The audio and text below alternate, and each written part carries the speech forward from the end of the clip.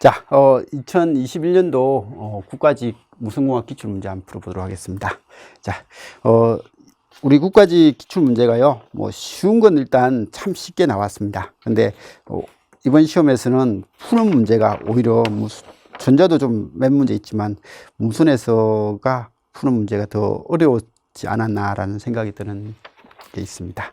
그래서 그런 게 있으니까 이런 것들 정리는 뭐 좀 잘 해주시고, 근데 이제 전반적으로 풀 수 있는 문제들이 좀 많았는데, 아까도 전자하면서도 말씀드렸듯이 이번 시험이 시간 싸움이었던 것 같아요. 시간 분배를 잘 했으면 점수를 그래도 그나마 차분히 풀어서 고득점을 했을 것 같은데, 시간이 모자란 사람들은 막 찍기 급해가지고 눈에 잘 안 들어왔을 것 같은 그런 시험이었습니다.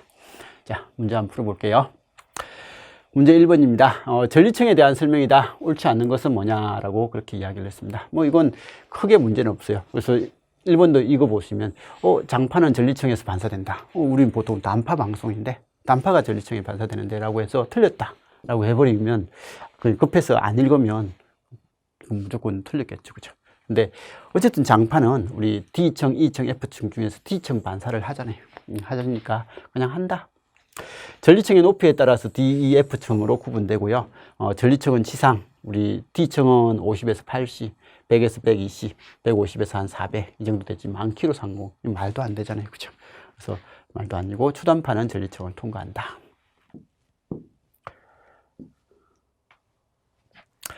통신 시스템의 잡음에 대한 설명이다. 옳지 않는 것은. 잡음 지수는 부품이나 시스템에 의해서 잡음이 얼마나 첨가되는가를 나타내는 지수로서 클수록 좋다. 우리 맨날 강조했습니다. 잡음 지수는 작으면 작을수록 좋다. 가장 이상적인 잡음 지수는 1이다.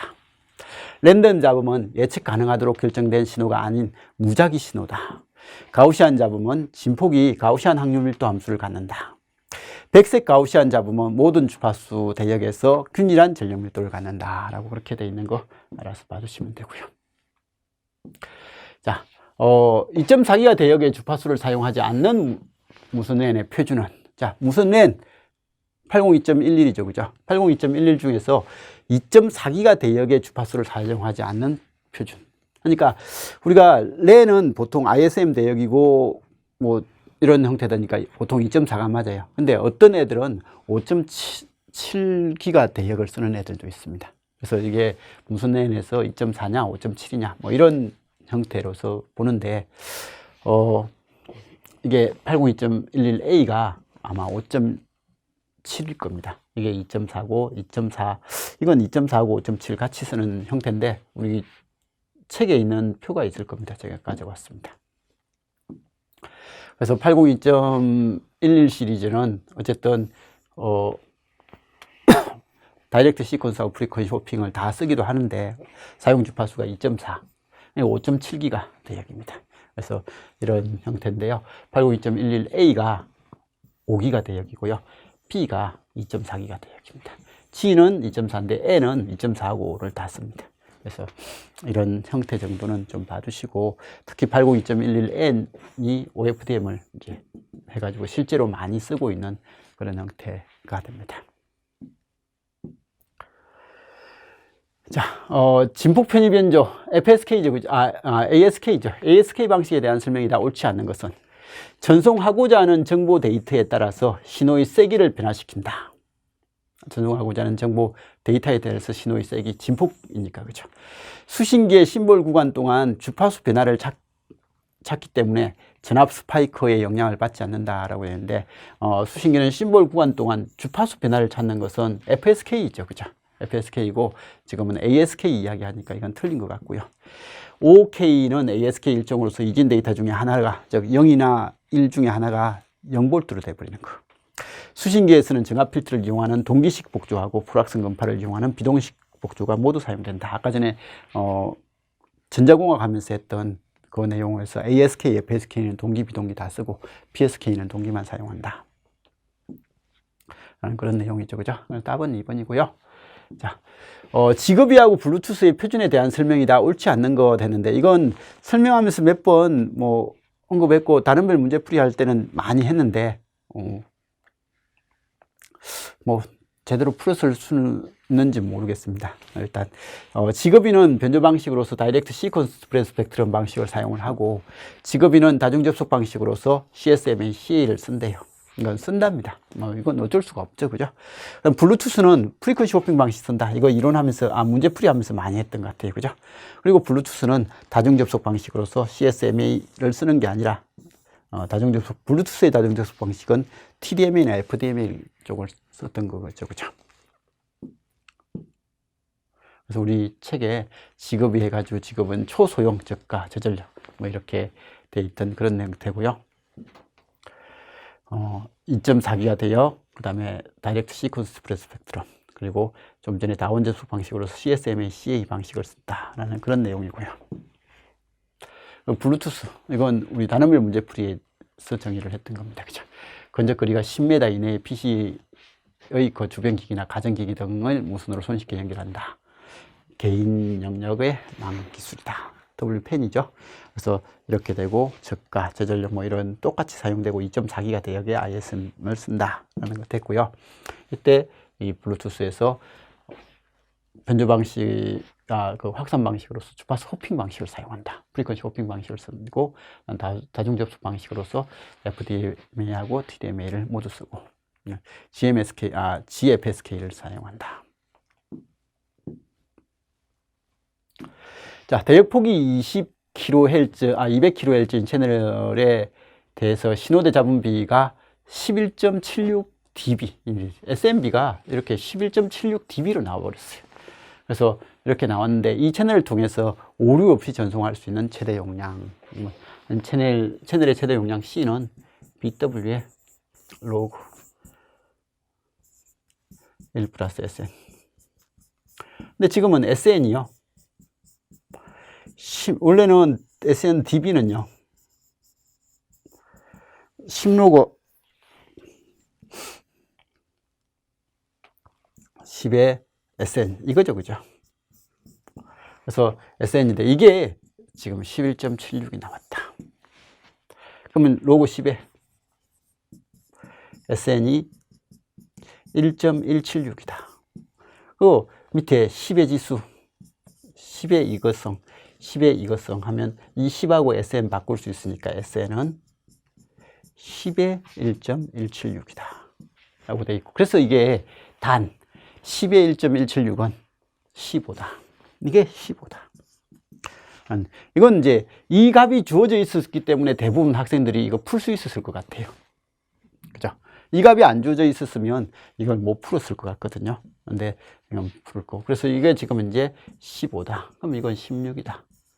2의 4승이다. 그럼 4다. 그럼 이거 지금 이제 200km니까 이건 800kbps다. 그래서 아마 이 단수 때문에요, 거의 대부분 학생들이 이 문제는 풀었을 것 같습니다. 대역폭이 2kHz인 신호를 변조지수 2.5가 되도록 변조하여, 이게 M2, FM-V 델타 F인데, 그죠? 이게 2.5예요. 이게 2kHz고요. 그럼 델타 F는 5kHz가 되나요? 그럼 BW는요, 2FM 4, 2델타 F 10에서 14kHz. 뭐 이렇게 된다. 그죠? 그래서 대역폭은 14kHz고, 최대 주파수 변이는 5kHz다. 정보신호 MT가 5 코사인 10파이T를 반송파 10 코사인 100파이T로 반송파 전송 양측파대 변조, 더블 사이드 밴드 TC 변조할 때 변조 지수하고 상측파대 신호의 주파수, 신호파의 주파수 5Hz, 반송파 주파수 50Hz, 신호파의 진폭, 반송파의 진폭, 변조 지수는 10분의 5. 그 다음에 F 상측파대 주파수는 FC 더하기 FM이죠. 하니까 50 더하기 5 하니까 55. 큰 문제는 없을 것 같습니다. 그죠? 디지털 펄서의 기저대역 전송 방식에 대한 설명이다. 옳지 않는 것은 단 심볼 길이는 모두 동일하다.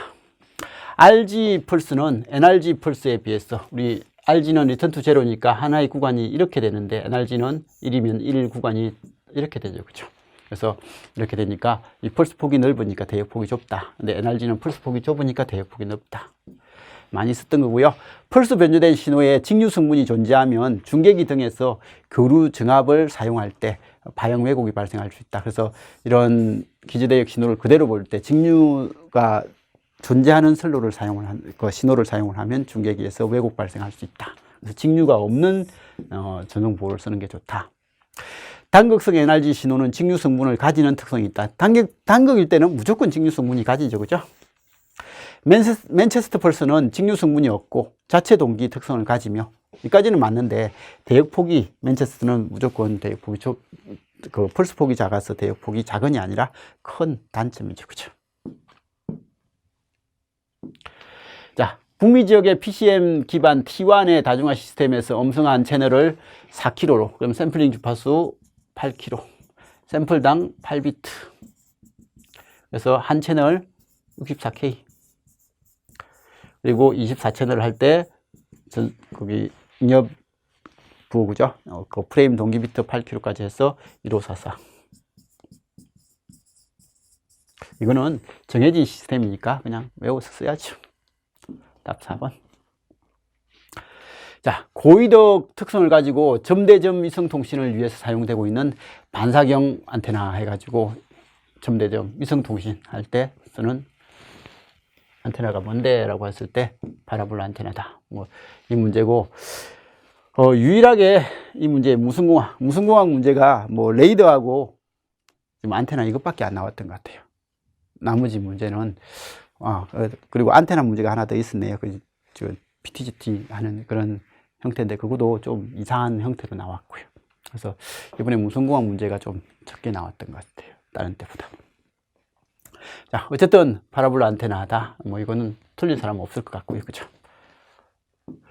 슈퍼헤드라인 수신기에서 입력 신호가 통과하는 순서대로 나열해라. 받으면 처음에 RF 앰프, 그죠? 그 다음에 혼합키, IF 앰프, 건파, AF 앰프. 그래서 RF 정폭기, 혼합키, 건파기가 아니라 IF 정폭기, 건파기. 이렇게 되더라. 자, OF된 문제, 신기술 문제 중에서 아까 전에 직업이하고 블루투스 문제 빼고는 이번 시험은 아주 간단하게 나왔던 것 같습니다. 그죠?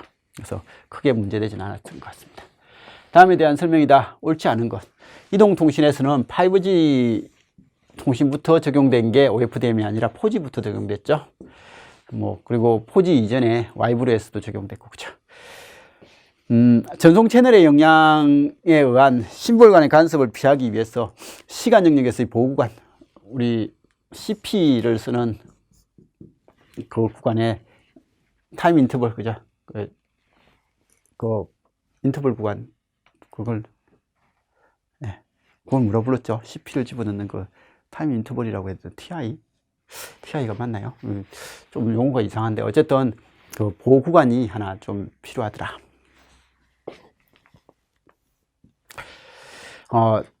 다수 부반송파 신호를 변복조하기 위해서 고속 표류에 변환 알고리즘을 사용을 하더라 라고 해서 변복조 시스템에서 FFT, 송신 측에서는 IFFT, 수신 측에는 FFT 쓰더라.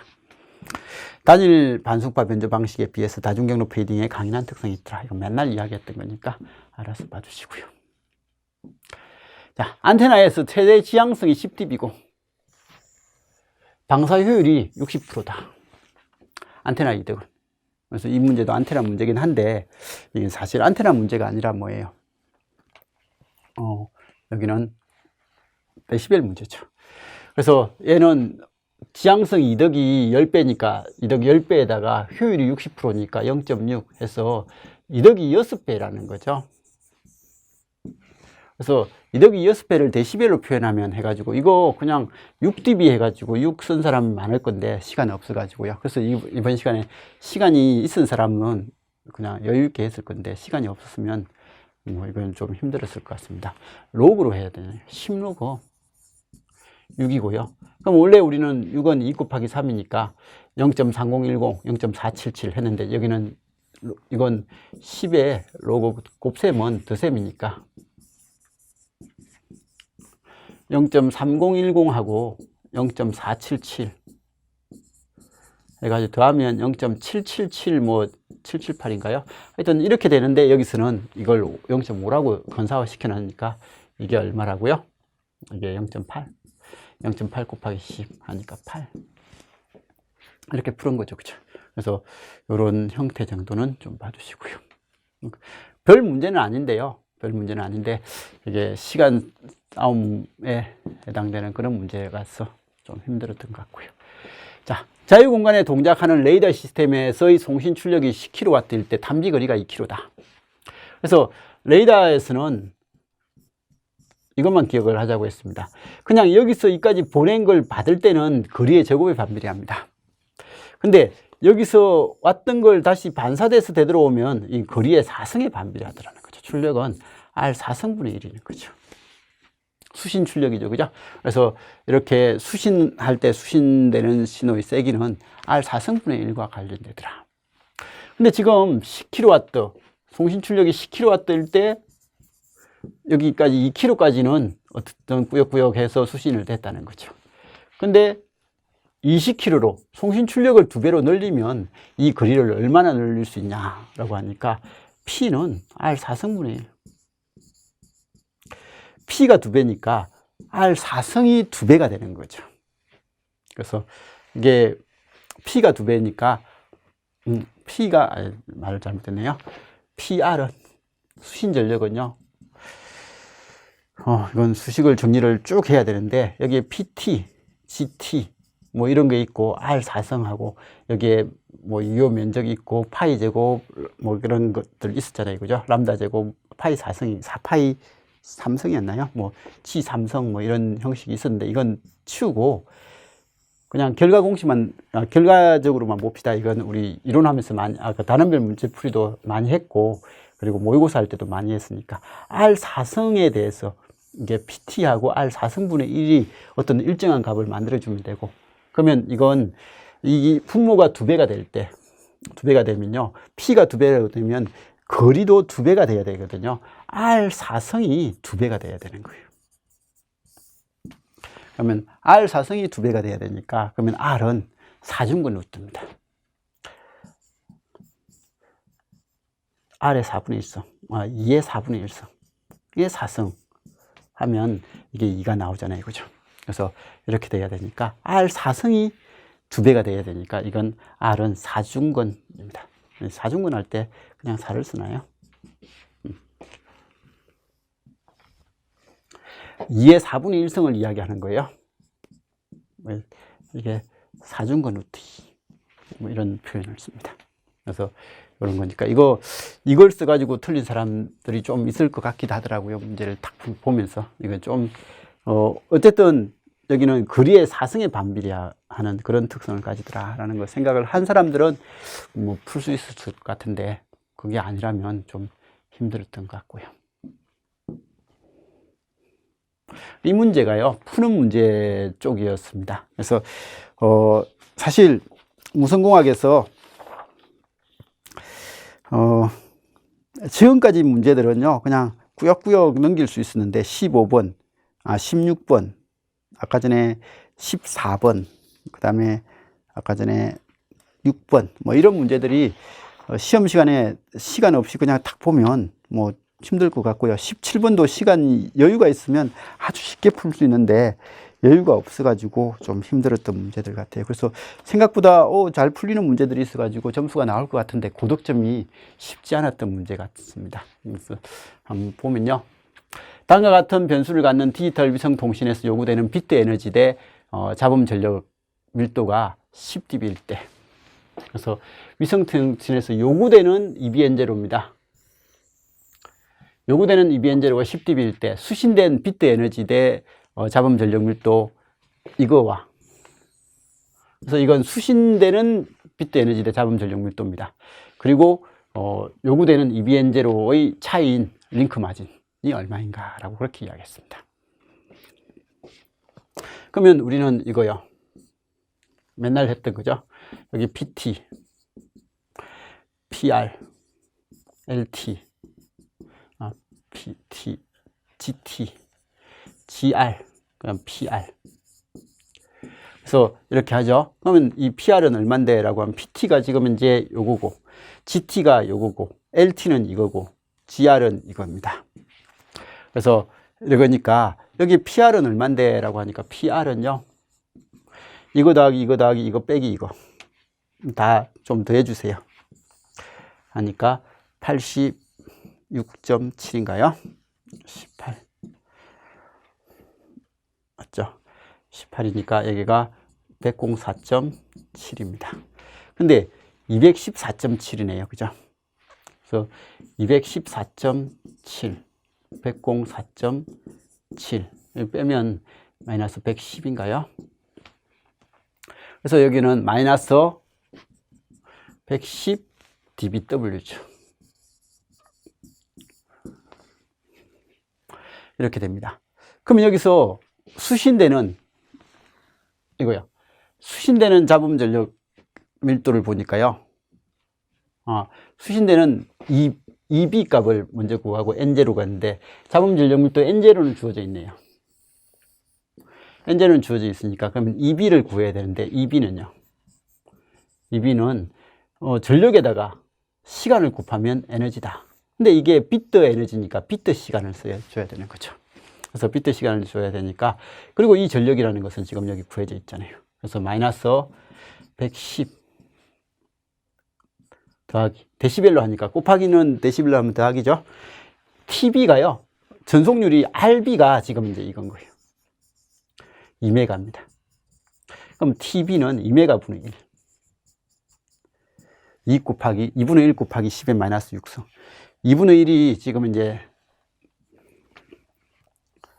2분의 1이 이거 그냥 2 곱하기 10의 6성을 하면요. 6성은 분의 1이니까 2 곱하기 10에 이건 3이고 60이니까 63이에요. 근데 분의 1이니까 마이너스 63. 그래서 그냥 마이너스 63. 그러니까 얘가 마이너스 얼마죠? 173인가요? 마이너스 173입니다. 그러면 지금 이제 얘가 N0가 이거거든요. EB가 이거고. 그러면 EB N0는요. N0는 지금 EB 빼기 N0죠. 데시벨로 하면 마이너스 173에다가 마이너스 192.5 하니까 19.5가 되나요?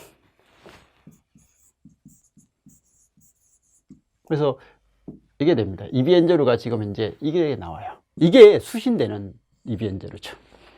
그래서 수신된 비트 에너지 대 잡음 전력 밀도가 마이너스 19.5dB인 거예요.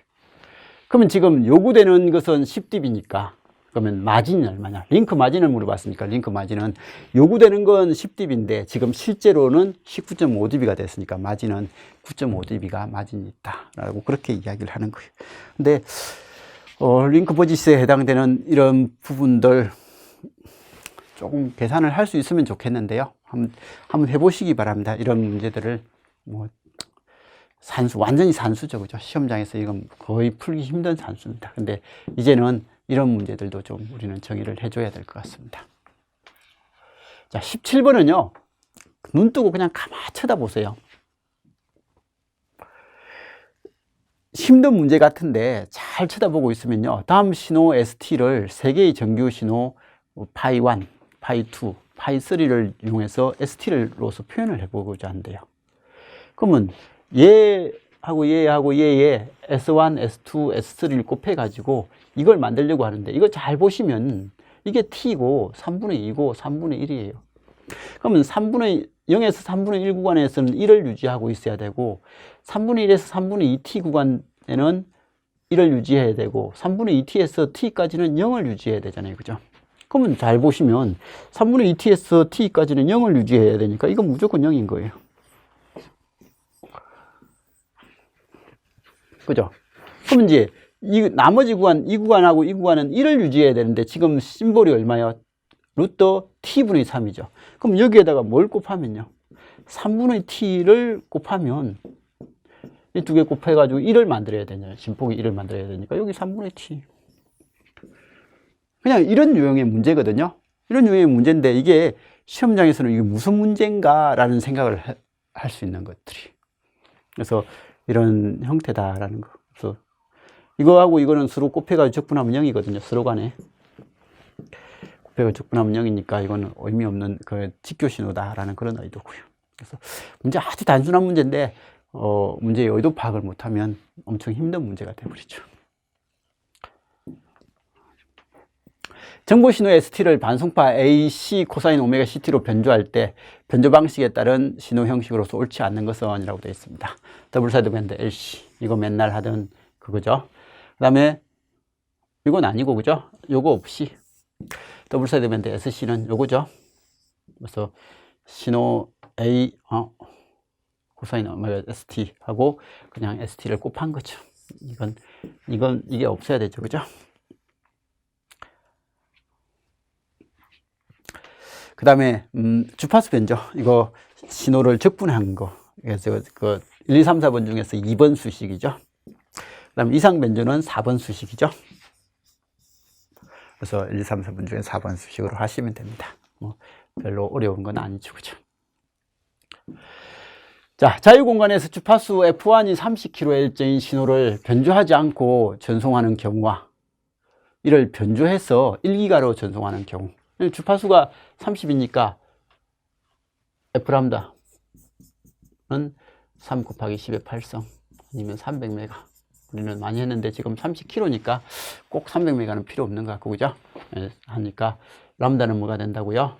이때 람다 1은 만인가요?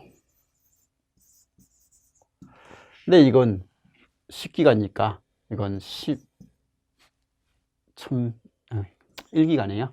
1 곱하기 10의 9성 곱하기 람다는 3 곱하기 10의 8성. 그러니까 람다는 0.3이다. 30cm다. 그러면 이렇게 됐으니까 이 반파장 다이폴 안테나를 반파장 다이폴 안테나를 수신할 때 안테나의 길이는 각각 얼마냐? 얘는 5000m. 그리고 얘는 30cm니까 0.15. 0.3이니까 0.15다. 15cm다. 이건 뭐 틀린 사람 별로 없을 것 같고요. 자유공간에서 2.5km 떨어진 송수신기가 주파수 1기가인 신호로 통신할 때 경로 손실 LT. 이건 LT 구하는 공식이죠. 람다분의 4파이 D C분의 4파이 DF. 그러니까 얘는 3 곱하기 10의 8성 4 곱하기 파이를 3이라고 지금 정의를 하라고 했고, 그죠? D는 2.5km 2.5 곱하기 10의 6성 10의 3성. 그 다음에 F는 얼마요? 1기가 10의 9성. 그러니까 이거 하니까 10의 1성만 남고요. 이거 없어지고 4 곱하기 2.5 하니까 10이네요. 그러면 10의 1성, 10의 1성, 10의 3성 하니까 10의 5성의 제곱. 하니까 얘는 10의 10성.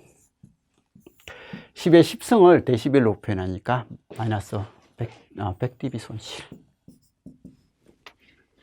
이렇게 푸는 문제입니다. 그래서 여기서는 지금 무선공학은요, 시간이 있었으면 차근히 풀었으면 사실 이렇게 대입해보고 저렇게 보이고 고민도 좀 하고 이렇게 하면 생각보다 고득점을 낼 수 있는 문제였습니다. 근데 이게 시간 분배를 정확하게 못해가지고 급하게 풀었다면 제가 봤을 때 한 65점, 60점에서 65점 정도가 급하게 푼 사람의 특징 같아요.